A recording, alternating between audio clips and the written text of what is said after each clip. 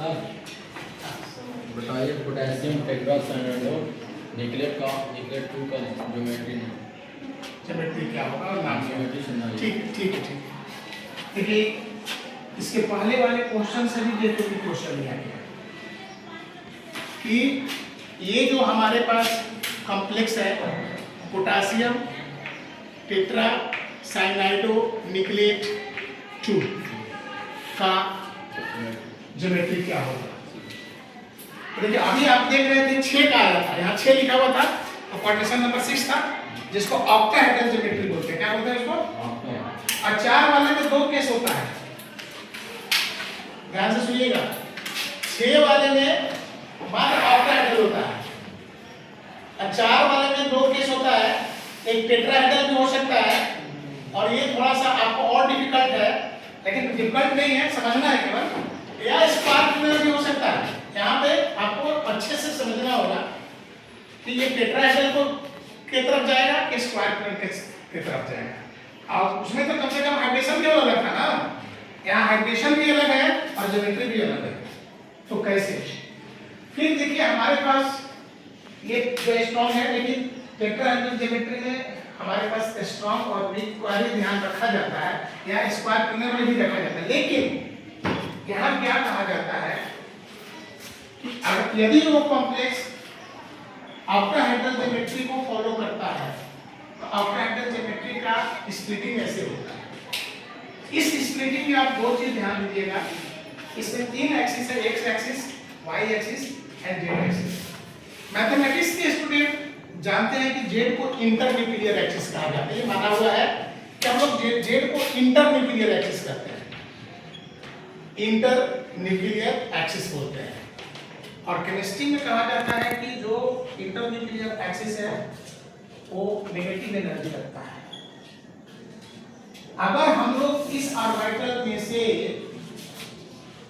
Z axis वाले को सबके एनर्जी को रिमूव कर दें, हटा दें, तो वो मिनिमम एनर्जी में आ जाएगा। जेड के कौन कौन से एक्सिस हैं थोड़ा सा आपको बताएंगे आप लोग। जेड को कौन कौन से इसमें ऑर्बिटल है, जेड कौन कौन से ऑर्बिटल में जेड आया, अपने बच्चे बता रहे। जेड कहां दिख रहा है आपको? डी जेड2 में जेड दिख रहा है, और कहीं दिख रहा है क्या? देखिए डी वाई जेड दिख रहा है, और कहां दिख रहा है? डी एक्स जेड दिख रहा है। कहा जाता है कि अगर जेड कंपोनेंट का टोटल अगर आप जो एनर्जी नेगेटिव है रिमूव कर दीजिएगा और उसके बाद जो स्ट्रक्चर बनेगा, जो कॉन्फ़िगरेशन आएगा, ऑक्टाहेड्रल की मैं बात कर रहा हूं, उसको स्क्वायर प्लेनर ज्योमेट्री कहा जाता है। एक बार हम लोग टेस्ट मार के देखना पहले स्क्वायर प्लेनर से, क्योंकि हमारे पास ऑक्टाहेड्रल ऑलरेडी बना हुआ, हमको पता नहीं है कि ये किस ज्योमेट्री को ले रहा है, इसको ले रहा है, किसको, हम लोग को नहीं पता है। लेकिन क्योंकि पहले हम लोग अभी थोड़ी देर पहले इसका स्प्लिटिंग कराया है, तो पहले हम लोग इसी पे काम करके देख लेते हैं। अब फिर नहीं होगा तो उल्टा करेंगे। अगर हमारा नहीं हुआ तो पहले हम लोग मान के चल रहे हैं कि हम लोग देखते हैं, चेक करते हैं कि स्क्वायर प्लेनर आता है कि टेट्राहेड्रल आता है।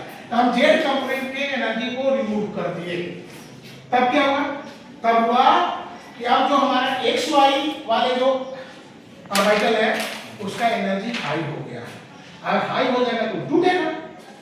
तो कहां कहां एक्स वाई है बताएंगे आपको? एक्स वाई कहां कहां है? देखिए एक्स वाई पहले यहां है, और कहीं एक्स वाई है क्या? एक यहां है। इसका मतलब हुआ कि ये वाला जो ऑर्बिटल है सबसे हाईएस्ट एनर्जी में चला जाएगा, ये सब फिर टूटेगा। इसका मतलब कि ये दोनों टूटेगा। अब ये दोनों टूटेगा, एक लोअर एनर्जी एक हायर एनर्जी में जाएगा, एक नीचे आएगा और एक ऊपर जाएगा, यानी तीजी फिर टूट गया। ऐसे ये आ जाएगा नीचे जेड वाला, ये आ जाएगा ऊपर। देखिए ऐसे टूट गया। ये हो गया हमारा dx2y2। क्यों? क्योंकि यहाँ पर जेड एक्सिस था ही नहीं, ये हायर एनर्जी जो जेड वाले को एनर्जी तो ऊपर हो गया, तो उस समय dx2y2 ऊपर आ गया। और ये जो है dz2 जो है वो हमारा नीचे आ गया। फिर यही चीज यहां भी हुआ होगा कि एक्स वाई नीचे आएगा और जो एक्स वाई जेड और एक्स जेड है ऊपर जाएगा। तो ये देखिए यहां से 2 ऑर्बिटल ऊपर चले गए। कौन कौन ऊपर चले गए जी? ये चला गया dxz dyz, ओके। अब कौन नीचे आ गया? आ गया d ऊपर जाने वाले, ऊपर जाने वाले जो yz वाले हैं तो नीचे आएंगे, ऊपर जाने वाला dx dxy हो गया, ये देखिए dxy और नीचे आने वाला dxz एंड dyz, यानी z वाले का एनर्जी हम लोग रिमूव किए और ये दोनों लाइन डिविजन था, ये ऑन टू एक्सिस था, तो ऑन टू एक्सिस वाला का एनर्जी थोड़ा ज्यादा होता है, तो लाइन डिविजन वाला एकदम नीचे आ गया, लोएस्ट एनर्जी हो गया, उसके बाद सेकंड मोस्ट ये हो गया और ये हो गया और सबसे हाईएस्ट ऊपर हो गया। हमारे एनर्जी का ट्रेंड्स मिल गया। कैसे ऑर्बिटल हमारा पूरा, अब देखिए पहले 2 पार्ट में टूटा था, 3 2, इस बार 4 पार्ट में टूटा है। कैसे 2 1 1 1, 2 का एनर्जी बराबर है, ये तीनों का एनर्जी। तो हमारा जो एनर्जी का ट्रेंड्स स्प्लिटिंग ट्रेंड्स लिखाएगा वो कैसे लिखाएगा, लिखाएगा dxz nearly equal to dyz less than dz2 less than dxy less than dx2, यानी सबसे हाईएस्ट एनर्जी इसका होगा। आप लोग सब जानते हैं कि जब इलेक्ट्रॉनिक कॉन्फ़िगरेशन होता है तो इलेक्ट्रॉन का फीलिंग कैसे होता है, कम एनर्जी वाले में पहले इलेक्ट्रॉन जाएगा, जिस ऑर्बिटल की एनर्जी कम होगा वहां पे इलेक्ट्रॉन पहले जाता है। तो हमारे पास देखना है कि निकल के पास कितना इलेक्ट्रॉन है, तब फीलिंग करेंगे। आप तो निकल के इलेक्ट्रॉन खोजना है कितना है, अगर इसमें ये शूट कर गया तब तो यहीं से ज्योमेट्री मिल गया, नहीं शूट किया तो फिर हम लोग यहाँ ट्राई करेंगे, यहाँ पे ट्राई करेंगे, क्योंकि हमारा ऑक्टाहेड्रल से हम लोग चले हैं और जनरली कहा जाता है कि ऑक्टाहेड्रल से जेड कंपोनेंट की एनर्जी निकाल दी जाए तो स्क्वायर प्लेनर हो जाता है। अब देखते हैं क्या होता है। आइए अब निकल के ऑक्सीडेशन स्टेट कितना है, +2, करेक्ट, +2। तो निकल का एटॉमिक नंबर होता है 28, +2 में इलेक्ट्रॉन निकालेंगे तो आएगा 3d8 लास्ट यही होगा। अगर आप इलेक्ट्रॉनिक कन्वर्जन निकल के पहले करेंगे 1s2 से चलेंगे तो चलते चलते आपके लास्ट में मिलेगा 3d8 लेकिन 2 इलेक्ट्रॉन यहाँ निकालना है, क्या करना है, और इलेक्ट्रॉन जब भी निकलता है आउटर मोशन से निकलता है, लीजिए ये 4s से इलेक्ट्रॉन निकल गया। तो हमारे पास d में कितना इलेक्ट्रॉन बचा, 8। अब 8 को भरना है, ये देखिए 8 को भरना है, तो पहला इलेक्ट्रॉन कहां जाएगा, एक यहां जाएगा। देखिए क्लिक कर 8 का भर रहे हैं तो हमारे पास 2 ऑर्बिटल है, ये दोनों ऑर्बिटल है, दोनों की एनर्जी बराबर है। देखिए पहला इलेक्ट्रॉन यहां आ गया, दूसरा यहां आ गया, अब दोनों की एनर्जी बराबर है, पेयरिंग यहीं पे होगा। तो हमारा देखिए ये हमारा 2 हो गया, यहाँ तीसरा इलेक्ट्रॉन आ गया, यहाँ चौथा, 4 इलेक्ट्रॉन एक हो गया। फिर इस एक ऑर्बिटल में मैक्सिमम 2 इलेक्ट्रॉन रख सकते हैं, मिनिमम 1। हमारे पास इलेक्ट्रॉन है तो 1 + 1 पहले करेंगे और फिर दूसरा करेंगे, तो एनर्जी अलग है। फिर चौथे में आएंगे तो फिर एक और फिर एक, मेरा 8 का 8 इलेक्ट्रॉन भर गया और आप देख रहे हैं एक ऑर्बिटल आपका खाली हो गया। इसका मतलब है कि लग रहा है कि यही सही है, क्योंकि ऑर्बिटल खाली मिला, क्योंकि स्क्वायर प्लेनर में dsp2 होता है हाइड्रेशन, इसका मतलब है हमारा d खाली मिल गया। तब हम लोग क्या करेंगे, यहाँ लिखेंगे कि हमारे पास ये जो ऑर्बिटल है dx2y2 ये खाली मिल गया ना। हमको कितना ऑर्बिटल चाहिए था, खाली कराना था साइनाइड को, साइनाइड स्ट्रॉन्ग के लिए तो इसको 4 ऑर्बिटल चाहिए। कितना चाहिए था, 4। तो हमको d का मिल गया। अब किसको खोलेगा, ये तो s को खोलेगा, एक s मिल जाएगा।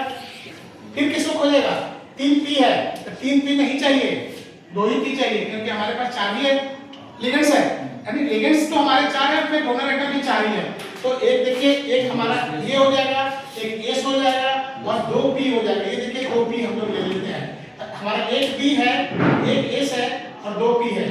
अगर ये सब इंटरमिक्स हो जाए तो कौन सा हाइड्रेशन बनाएगा, DSP2, यानी इसका हाइड्रेशन हो गया DSP2। और ये DSP2 हाइड्रेशन हो गया तो ज्योमेट्री कैसा होगा, स्क्वायर प्लेनर। और स्क्वायर प्लेनर में पूछता है कि 5 d ऑर्बिटल है, कौन सा d यूज हुआ, आप जवाब देंगे dx2y2। क्या जवाब देंगे, तो ये देखिए आपके पास जवाब आया dx2y2 हमारा स्क्वायर प्लेनर ज्योमेट्री में होता है। और ये जो ज्योमेट्री वाला बाकी जो लिगेंड्स आएंगे सब जगह अपने अपने पेयर ऑफ इलेक्ट्रॉन से, ये देखिए शेयर करके। इस पर आप क्या देख रहे हैं, ये जो क्रिस्टल फील्ड थ्योरी है, that is the clear concept of the formation of complex compound. जहां वैलेंस बॉन्ड थ्योरी में हम लोग जबरदस्ती पढ़े थे वो सारी चीजें हट गई। तो हमारा जो NEP 2020 है और NCF 2023 है वो अंडरस्टैंडिंग बेस्ड है, कॉन्सेप्ट बेस्ड है। पढ़ाई कैसे करना है आपको, रटने वाले नहीं, सीखने वाले। जो बैलेंस मंथ के लिए हम लोग रटाए थे, आज हम लोग एनसीएफ 2023 के जो हमारा सिलेबस है वो वही बताता है कि आपको क्या करना है, सीखना है। लेकिन कितना आसानी से हम लोग सीखे। पहले क्या करते थे कि दो दो इलेक्ट्रॉन भरेंगे जबरदस्ती, नहीं साफ भरेंगे भाई एज पर रूल। रूल शुरू करता है कि first electron singly occupied in all those orbital having the same energy. If no one orbital is empty, then pairing occurs with the empty state। कहता है कि पहले एक एक इलेक्ट्रॉन पैरेलल भरते जाएंगे, तब तक भरेंगे जब तक कि सारे ऑर्बिटल जो है सेम एनर्जी वाले भर नहीं जाते। और जब भर गए और इलेक्ट्रॉन बचा हुआ है तो पेयरिंग होगा फ्रॉम द इनिशियल साइड्स, वहां से चलेगा। और इस प्रकार से आप देख रहे हैं कि आपके पास एक क्लियर कांसेप्ट मिलता है। तो आप कॉम्प्लेक्स कंपाउंड जैसे टॉपिक को भी चाहे तो कॉन्सेप्ट बेस्ड करके सीख सकते हैं, बड़ी आसानी से आप सीख सकते हैं। और इस प्रकार हम लोग जो अभी सीखे, इस पे फिर आप लोग अगले क्लास में भी क्वेश्चन ले आएंगे, करेंगे, हम लोग इसको अच्छे से करेंगे। Thank you.